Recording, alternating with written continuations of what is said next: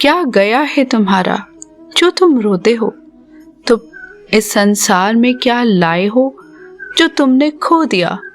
तुमने क्या पैदा किया जो खो दिया?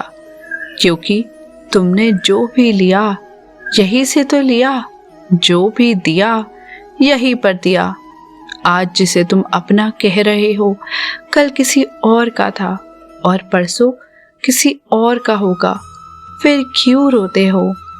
अगर कोई मनुष्य हमारे साथ बुरा कर रहा है तो उसे करने दो, यह उसका कर्म है और समय उसके कर्म का फल उसे जरूर देगा। लेकिन हमें कभी भी किसी के साथ बुरा नहीं करना चाहिए, क्योंकि यही हमारा धर्म है। जिस तरह से आप मुझ पर अधिकार प्राप्त कर सकते हैं वह केवल प्रेम के माध्यम से है, और वहाँ मैं खुशी से आपके अधीन हो जाऊंगा। भगवान श्री कृष्ण कहते हैं, जब आप प्रभु से जुड़ जाओगे तो आपकी परीक्षा प्रारंभ हो जाएगी। कुछ लोग इसे दुख समझते हैं, पर इसे आप प्रभु की कृपा सुने कि वह आपके साथ है।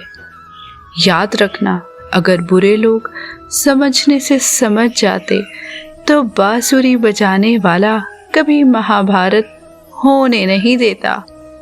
जिंदगी में अच्छे लोगों की तलाश मत करो, खुद अच्छे बन जाओ। आपसे मिलकर किसी की तलाश पूरी हो जाए। भगवान श्री कृष्ण जगत के स्वामी हैं। वे कण कण में निवास करते हैं।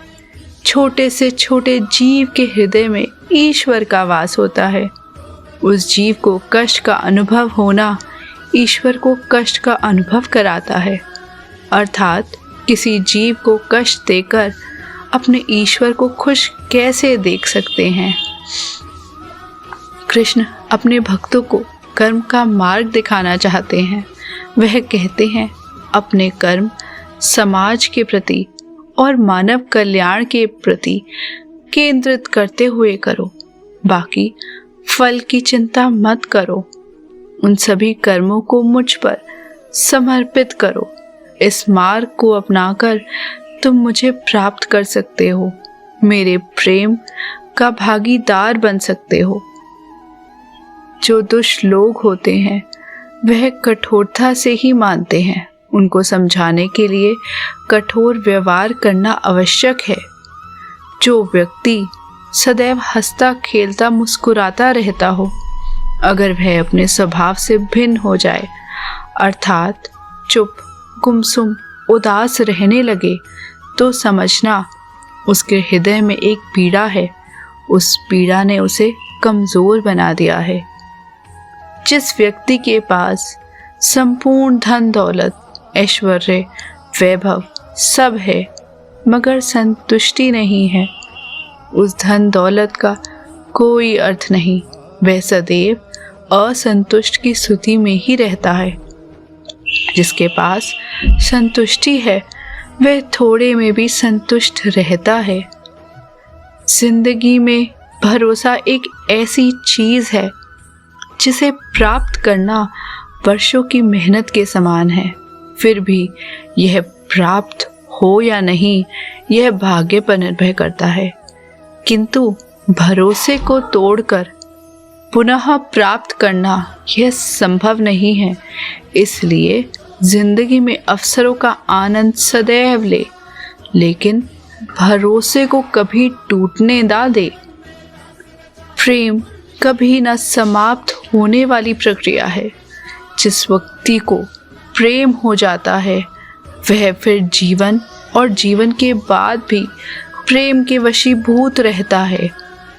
प्रेम को प्राप्त करने के लिए त्याग, तपस्या और योग का सहारा लेना पड़ता है।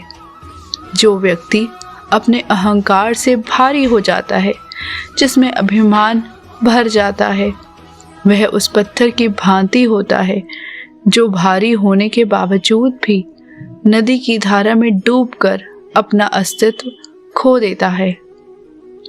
अगर किसी लक्ष्य, खुशी या सफलता की प्राप्ति में लंबा समय लग रहा है, प्रतीक्षा की अवधि अधिक है तो हो सकता है आपकी अपेक्षा से ज्यादा आपको मिलने वाला है। अपने कर्म पर अडिग रहिए और विश्वास रखिए उस ईश्वर पर जो आपके कर्म की परीक्षा ले रहा है। जो विधाता के लेख में होता है उसी का फल हमें मिलता है। विधि के विधान को स्वयं ईश्वर भी नहीं टाल सकते। जिस प्रकार राधा से कृष्ण निश्चल भाव से प्रेम करते थे, प्रेमिका के भाव से मीरा कृष्ण को पति मानती थी, मगर विधि के विधान में रुक्मणी का साथ लिखा था जिसे स्वयं विधाता भी नहीं टाल सके। क्रोध व्यक्ति का सबसे बड़ा शत्रु है। क्रोध के जन्म लेते ही व्यक्ति अपना विवेक खो देता है। विवेक के खो जाने पर व्यक्ति अपने पतन के मार्ग में उन्मुख हो जाता है। क्रोध की अवस्था से सदैव बचना चाहिए। आत्मा शाश्वत सत्य है, यह अजय है, अमर है। आत्मा नए नए शरीर को धारण करती है, एक शरीर से निकलकर दूसरे शरीर में। यही आत्मा की विचरण प्रक्रिया है। इस आत्मा को ना तो किसी शास्त्र से काटा जा सकता है, ना ही अग्नि इसे जला सकती है। कोई जल इसे बुझा नहीं सकता और यह किसी वायु से सूख नहीं सकती। ईश्वर के लिए सभी प्राणी समान हैं। उन सभी में समान रूप से ईश्वर का वास होता है। कोई जीव छोटा या बड़ा, अधिक या ज्यादा प्रिय नहीं होता। जो अपने ईश्वर की विशेष आराधना करते हैं, पुकारते हैं, उनके साथ वे सदैव उपस्थित रहते हैं। यह संसार नश्वर है। इस जगत में दुख, सुख, हर्ष, विषाद आदि लगा रहता है। क्षण भर के सुख से जो खुश नहीं होता और अशुभ होने पर जो दुखी नहीं होता, वह व्यक्ति सच्चा ज्ञानी होता है। उसे ज्ञात होता है यह सब क्षण भर के लिए होता है, भले ही वह सुख हो चाहे दुख। यह जीवन कर्म प्रधान है। जो व्यक्ति कर्म करके, परिश्रम करके अपने लिए कुछ अर्जित करता है, वह वास्तविक रूप से उस फल का भागी है। अन्यथा वह चोर की भांति है जिसे बैठे बिठाए सब मिल जाता है। जिस व्यक्ति के पास आपके लिए मान, सम्मान और कद्र ना हो, उनके साथ रहना व्यर्थ है। वे सदैव आपके लिए शत्रुता का भाव रखते हैं। ऐसे व्यक्तियों के साथ रहने से उत्तम आप अकेले रहें। जिनकी किस्मत अच्छी होती है, जिनके पास किसी साधन की कोई कमी नहीं होती, वे थोड़ा सा भी कष्ट नहीं झेलते। थोड़ी सी भी कमी होने पर भगवान को कोसते हैं। वही जिनके पास अभाव होता है, जिनके पास साधन की कमी होती है, उनके पास थोड़ी सी भी बरकत हो या खुशी मिले, वे भगवान को धन्यवाद करते हैं। यह पृथ्वी नश्वर है, यहाँ सब कुछ गतिमान है। जिस प्रकार सुख दुख जीवन में आता जाता है, उसी प्रकार मृत्यु और जन्म यहाँ लगा रहता है। इसमें खुश होना या दुख मनाना व्यर्थ है। प्रभु अपने भक्तों की सदैव परीक्षा लेते रहते हैं। इस परीक्षा में भक्तों को अनेकों कष्टों का सामना करना पड़ता है। सामान्य लोग इसे अपना दुख मानकर पीछा छुड़ाते हैं। वही साधक तथा प्रेमी प्रभु की इच्छा समझकर उसका सामना करते हैं। सांसारिक सुख क्षणिक होता है। जो सुख आज प्राप्त हो रहा है, वह सुख स्थायी नहीं है। यह सुख आपके साथ सर्वथा नहीं रहने वाला।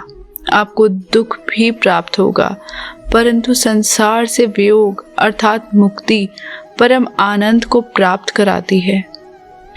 यह ईश्वर तक पहुंचाती है। माना जाता है जीवन के पूर्व कर्मों का फल इसी जन्म में प्राप्त होता है। जितने भी रिश्ते नाते सुख दुख व्यक्तिगत जीवन में प्राप्त होते हैं वह पूर्व जन्मों का फल है, वरना कौन इतनी बड़ी दुनिया में आपसे दिल लगाता है। राधा और कृष्ण दोनों अवतारी थे। दोनों का जन्म कुछ विशेष परिस्थितियों के लिए हुआ था। उन दोनों का मिलना बिछड़ना बस एक प्रक्रिया मात्र थी, जिसके माध्यम से प्रेम का वास्तविक रूप समाज में दिखाना था।